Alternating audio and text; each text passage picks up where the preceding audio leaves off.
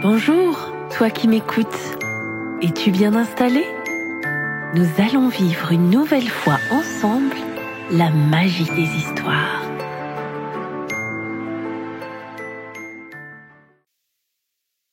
Petite Miss, écrit par Momo Géraud, illustré par Juliette Laude et publié par les éditions Utopiques.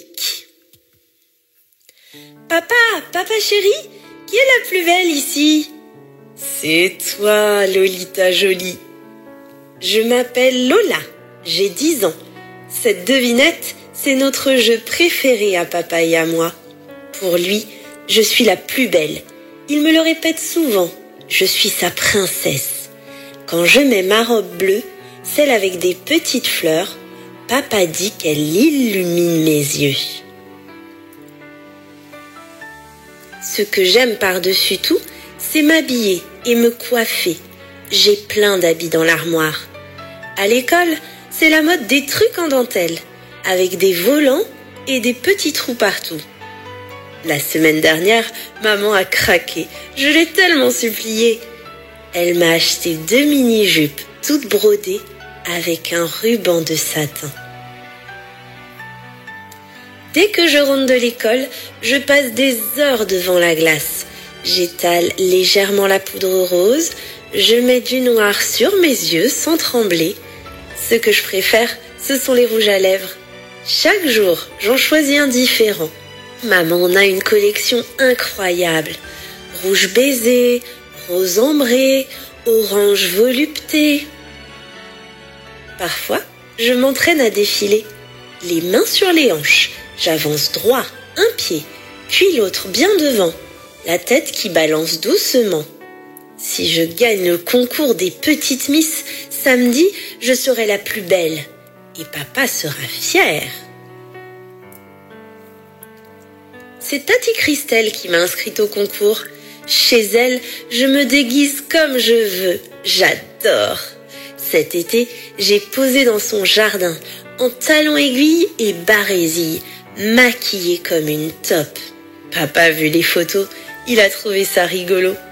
Maman, elle n'était pas trop d'accord pour que je participe au concours, mais elle a fini par céder. Il n'y a que papy qui s'est mis en colère, une colère terrible. Vous faites n'importe quoi avec Lola, ce n'est pas une poupée, c'est une enfant, vous m'entendez? Une enfant! Il m'a regardé droit dans les yeux. Ces mots cognaient dans ma tête. Tu ne dois pas te maquiller, Lola. Ce n'est pas de ton âge. Tu es une petite fille. Tu dois te comporter comme une petite fille. Tu comprends ça, Lola? La porte a claqué. Et dans la cour, papy a crié. Lola n'est pas une bête de foire. Tout ça finira mal. Papa se rongeait les ongles. Tati était pâle. Maman ne bougeait plus. On entendait le silence. C'est finalement Tati qui a tranché. Tu iras au concours, Lola. C'est moi qui t'emmènerai. Ton grand-père est ringard. De toute façon, il n'est jamais du même avis que moi. Jamais. Bien sûr, ça m'embêtait beaucoup ces histoires. Mais j'étais tellement excitée à l'idée d'aller à Paris. On est partis de bonne heure, Tati et moi. C'est loin, Paris. On est arrivé sur un grand boulevard et on a attendu des heures. D'autres filles attendaient aussi. Des blondes, des brunes, des minces, des rondes. Il y avait même une grande rousse avec des yeux verts comme l'océan. Tati m'a rassurée. C'était moi la plus belle.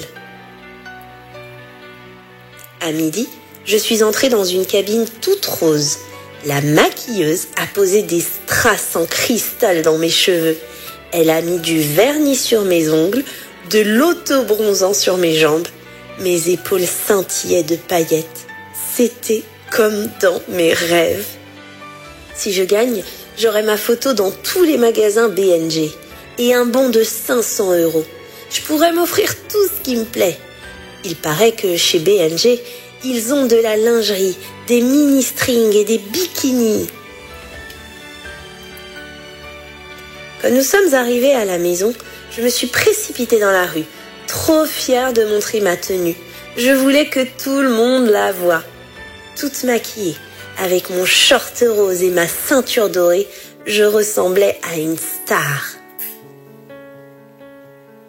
C'est en traversant la place du village que j'ai entendu les premiers sifflets. Et puis les cris. « Hé, la pin-up, attends-nous !» J'ai eu peur, je me suis mise à courir. « Elle va bien venir faire un tour avec nous, la petite poupée !» Le scooter s'est rapproché, tout près de moi. Ils étaient 2, 3 peut-être. Mais elle panique, la petite chérie. J'ai reconnu le blond, celui de la bande à Ludo. Je courais de plus en plus vite.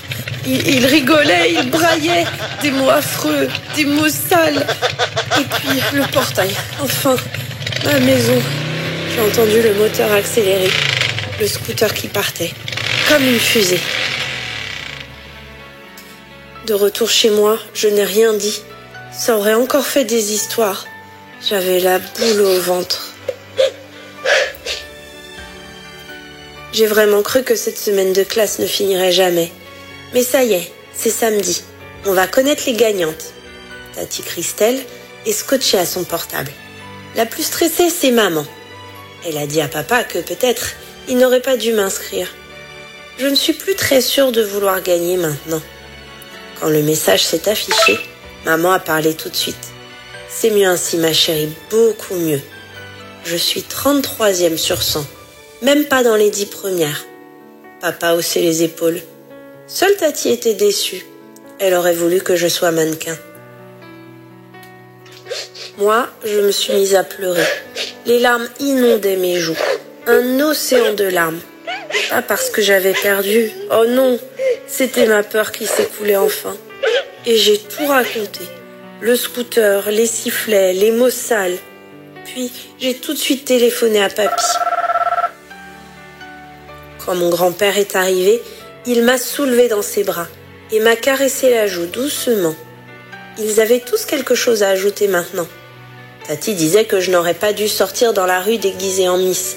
Papa répétait que cette tenue était trop sexy pour mon âge. Maman s'énervait. De toute façon, ce n'était pas une raison pour t'agresser. Ils n'ont pas le droit. Ils auront affaire à nous. Cette fois, c'était papy le plus calme. Ne pleure plus, mon tout petit, ne pleure plus. Ce concours était une bêtise. Ça ne sert à rien de faire semblant d'être grande quand on est encore petite. Tu vas remettre tes habits d'enfant, ceux qui te ressemblent, et plus personne ne t'embêtera. Il m'a parlé longtemps, longtemps, et ses paroles diluaient mon chagrin. Demain, j'irai chez papy. J'inviterai mes amis Ninon et Lily, et nous jouerons dans son jardin. Au printemps, il est couvert de fleurs, toutes sortes de fleurs. Des blanches, des bleues, des mauves, des parfumées, des grandes, des minuscules, des sauvages et des étranges qui ne ressemblent à aucune autre. Toutes différentes, toutes uniques. Comme les filles de mon école, comme Ninon et Lily, comme moi, Lola.